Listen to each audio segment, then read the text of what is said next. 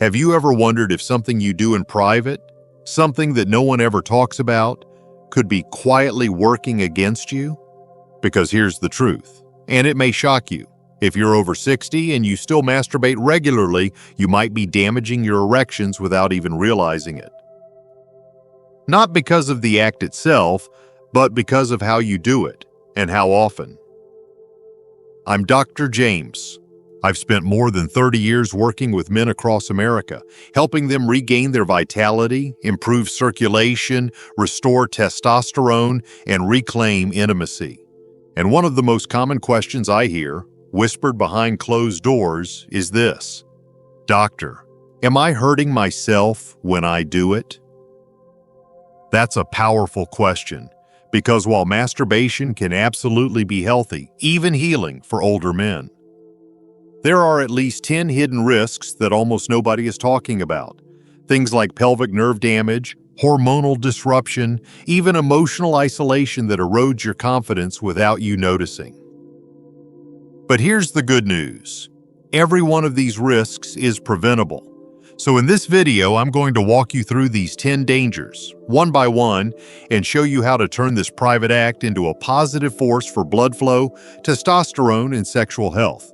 And near the end, I'll reveal a simple, natural technique, just 7 seconds a day, that's helped thousands of men restore lasting performance. No pills, no embarrassment, no nonsense. Before we dive in, take a second to hit that subscribe button and turn on the bell. That way you'll never miss another honest, science-based health video made specifically for men over 60. And if this topic resonates with you, just type 1 in the comments. If it doesn't, type 0.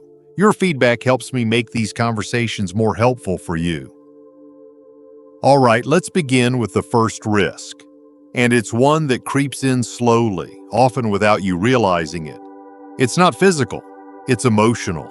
Because when masturbation quietly starts replacing real connection, it can lead to something far more dangerous than most men expect: isolation. Risk number 1, social isolation. I've spoken with hundreds of men in their 60s, 70s, even 80s, and many of them eventually admit something they never expected to feel: loneliness. Not the kind you see in movies with dramatic music and empty rooms, but a quiet, creeping distance from real connection. It often starts harmlessly: a little time alone, a moment of stress relief. Then, little by little, solo pleasure becomes more regular, and human interaction becomes less frequent. At first, you tell yourself it's easier this way. No pressure, no expectations, no rejection. But over time, you stop reaching out. You avoid intimacy, even emotional intimacy, because you're getting just enough comfort behind closed doors. What you don't realize is that comfort slowly replaces companionship, and that's when the damage starts. I've seen men lose the drive to date, the desire to even talk. And the worst part? They think it's just getting older when in reality it's a kind of emotional shrinking. A life that becomes smaller without you noticing. Masturbation should be a part of your life, not the replacement for it. Because while isolation chips away at your confidence, the next risk might be quietly breaking down your body right at the surface, without you ever feeling it. Let's talk about that now. Risk number 2. Skin micro-lesions. Most men never think twice about how they touch themselves. It's familiar, it's automatic, and for decades it's probably worked just fine. But here's something I wish more of my patients knew. As we age, the skin of the penis becomes thinner, more delicate, and slower to heal. What felt totally normal at 30 can actually cause real damage at 65. I once had a patient in his early 70s, healthy, active, proud of staying in shape. But he came to me complaining of recurring irritation and a burning sensation after climax. Turned out he'd been using the same dry, aggressive technique since his 20s.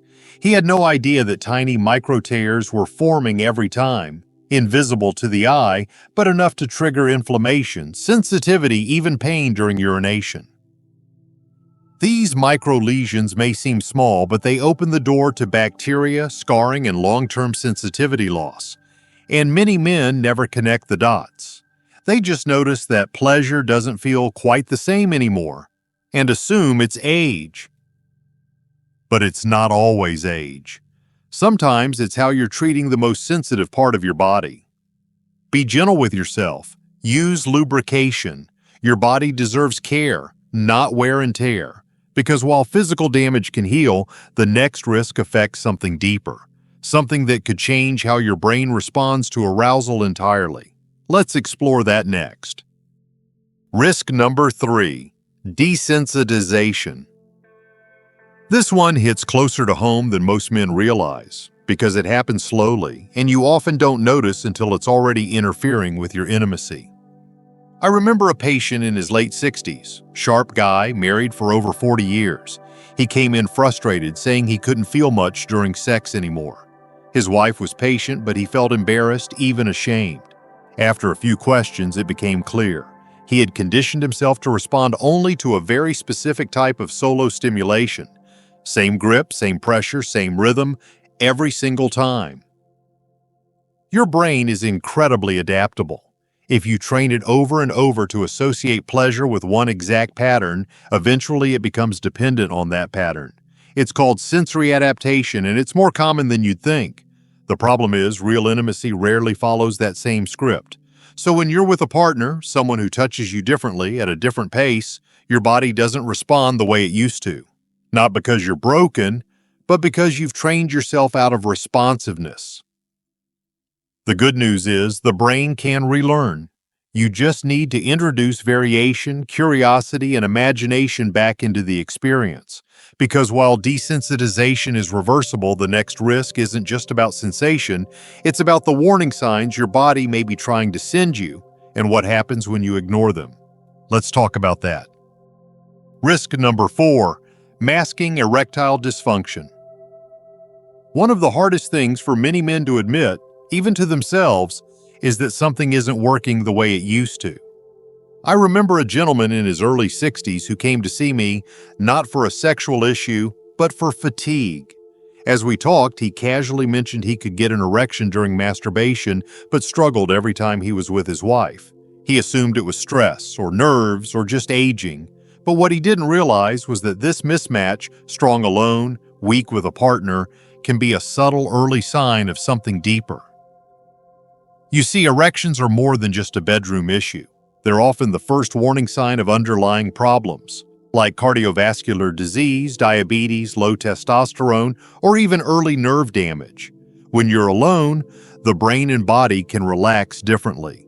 But if blood flow, hormones, or sensitivity are compromised, those issues often show up most clearly during real intimacy. The problem is many men use masturbation as a quiet workaround. It lets them avoid the hard conversation, the checkup, the uncomfortable truth. And while it might work in the short term, over time, it can delay the very care that could save their health and their relationship. Because while this risk hides the truth, the next one is far more physical, and it starts with something as simple as how you sit. Let's take a closer look. Risk number 5, nerve compression from poor posture. It's something most men never think twice about when under posture. Especially when you're in a private moment, the last thing on your mind is how you're sitting or whether your body is being supported properly. But after working with men for over 3 decades, I've seen just how common this hidden risk really is. One man I spoke with, 68 years old, retired, healthy, came to me complaining of tingling in his groin and occasional numbness. At first, he was afraid it was something serious, even neurological, but after a few questions, the cause became clear. He had been spending long periods sitting on a hard chair, hunched over, unknowingly putting pressure on his pudendal nerve, the main nerve that supplies sensation to the pelvic region. Over time, this kind of compression can reduce blood flow, cause numbness, or even create chronic pain. The solution isn't complicated. A soft surface, a reclined or lying down position, proper lumbar support, but you have to be intentional. The body may be resilient, but it's not invincible. These small habits add up, and when they involve circulation or nerve pressure in one of the most sensitive areas of your body, the stakes are high. Because while posture can impact nerves, the next risk affects your emotional health in ways most men never see coming until they're already in it. Let's talk about that next. Risk number 6, using it as your only emotional outlet. Every man needs a release, a way to let go of tension, frustration, or stress. And for many men, especially those living alone or facing daily pressures in silence, masturbation becomes that outlet.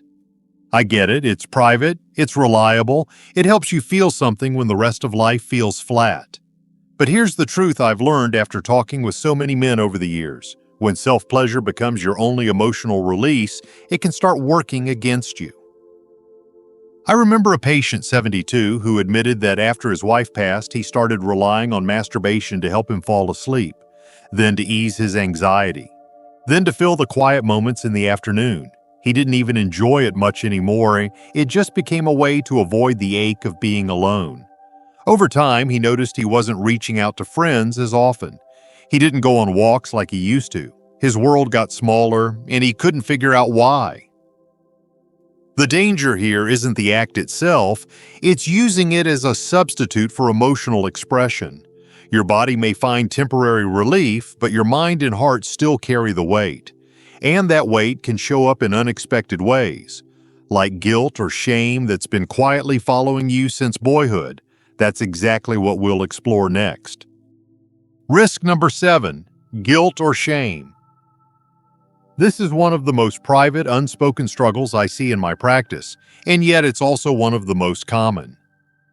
Guilt, shame. That quiet voice in the back of your mind that says, "Should I really be doing this at my age?"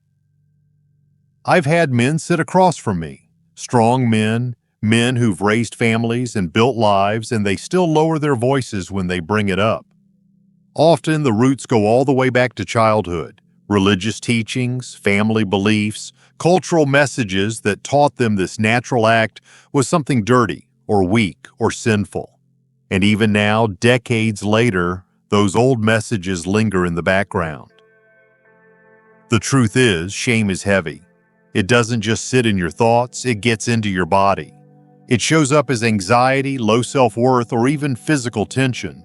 Some men start avoiding intimacy altogether, not because they've lost desire, but because they're ashamed of having it. If that sounds familiar, I want you to hear this clearly. There is nothing wrong with you. Self-pleasure, when done mindfully, is a natural, healthy part of being human, at any age. And if guilt is interfering with your well-being, it may be time to speak with someone who can help you untangle those beliefs. Because while guilt can quietly shape your mindset, the next risk might be affecting you physically. And it's one most men don't even know exists. Let's look at that now. Risk number 8, pelvic congestion. Most men are surprised when I bring this up because it's not something you'll hear about in everyday conversation, but it's real. Pelvic congestion is a feeling of heaviness, aching, or dull discomfort in the lower region, and it can come from one simple thing: doing too much, too often without giving your body a break. One man I worked with in his late 60s had recently retired and found himself with more time, more privacy, and more stress than he expected. What started as once a day soon became 2 or 3 times, not out of desire but out of habit. At first, it gave him relief. Then he noticed a nagging soreness in his testicles, a feeling of pressure that didn't go away. He feared something serious, but after ruling out infection or more urgent concerns, it became clear. His body was asking for rest. The truth is, even healthy things can become unhealthy in excess. Just like exercise, sexual activity, bestial, even solos requires recovery time.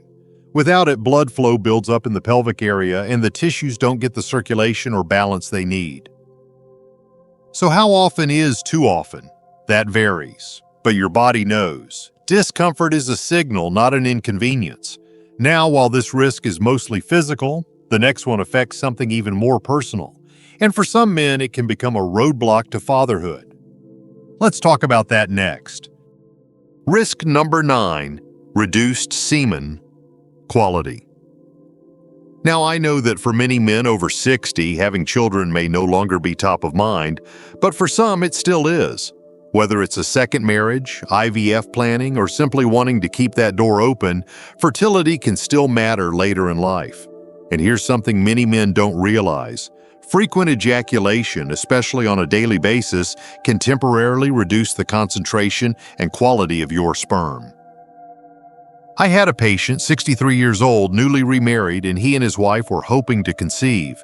He was healthy, active, and sexually confident, but after months of trying, nothing was happening. We ran some basic tests, and while everything looked generally normal, his sperm count was unusually low.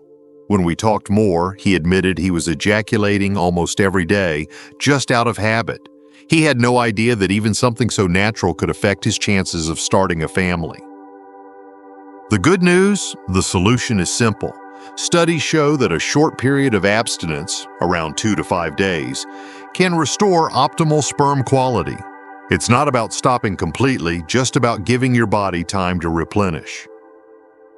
Because while this risk may only apply to some, the final one on our list affects almost every man I speak with. It has nothing to do with your body, and everything to do with what you feed your mind. Let's take a closer look. Risk number 10. Disconnection from reality. This last one is hard to talk about, not because it's rare, but because it's so common. For many men, especially in private moments, pornography becomes the go-to source of stimulation. It's accessible, predictable, and always available. But over time, something subtle starts to shift. What once felt exciting begins to feel empty.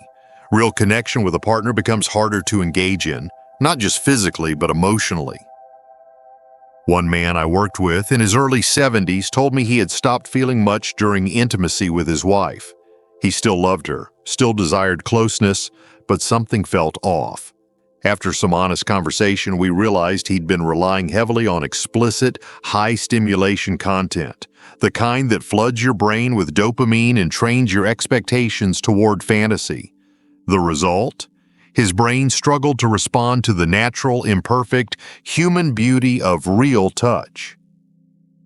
The mind is powerful. What you feed it regularly becomes its new baseline.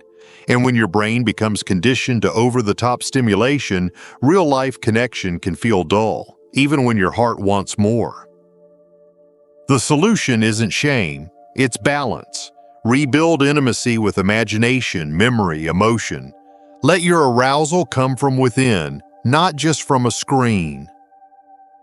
Because now that we've walked through all 10 risks, the real question is, how do you take this knowledge and turn it into power? That's exactly what we'll uncover in the final moments. Stay with me. Conclusion. So there you have it, in 10 quiet risks that most men never hear about, even though they affect millions after the age of 60.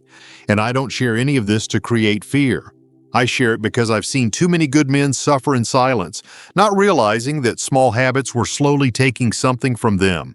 Connection, sensation, confidence, even health. The truth is, masturbation isn't the enemy. Done mindfully, it can support circulation, hormone balance, and emotional well-being. But done without awareness, it can quietly isolate, desensitize, or distract you from what your body truly needs. If even one of these risks spoke to you, I hope you'll take it as a sign. Not of something wrong, but of something worth improving. Because you're not too old, you're not broken, and you deserve to feel alive, connected, and strong again. This is where change begins, and I'm honored to be here with you.